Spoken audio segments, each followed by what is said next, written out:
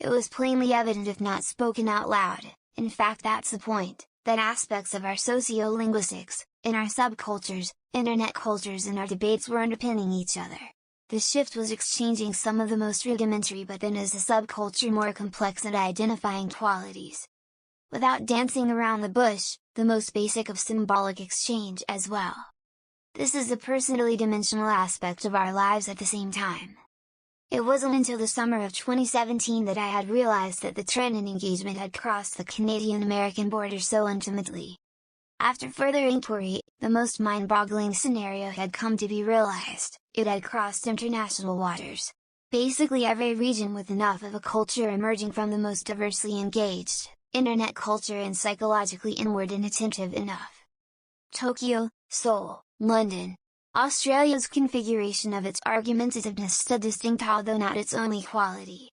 Although I don't recall anywhere being as intimate as North America for the issue, there was evidence of similar notional engagement as well as acknowledgements of a consciousness, for lack of a better way of saying it. Sentiments were reciprocated, onlookers were wondering, cultures were connected somewhat, and at a time as violent as it was, something about a subjective acknowledgement perhaps resounded more in that it was able. But not everywhere, obviously.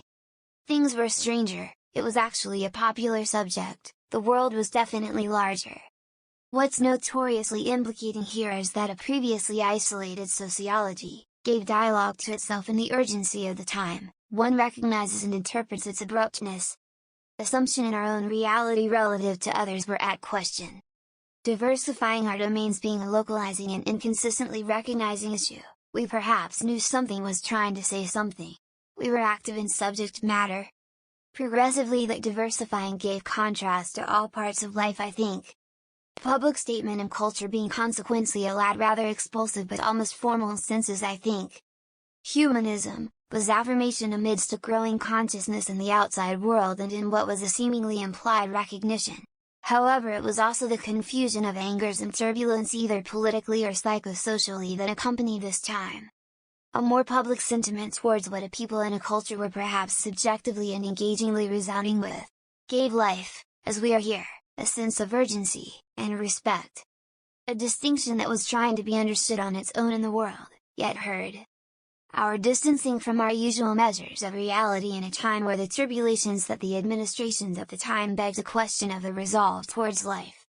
Self-destruction and, for lack of a better way of putting it, unitary entity, at least as a voice felt, had as much to say to futures and foresights. It was very biospherically concerned. And I shared in that insight and advocacy, intimately. This was the age of the TED Talk. Edinburgh was popular, but the stranger, more local things about us were rather inquiring and at forum.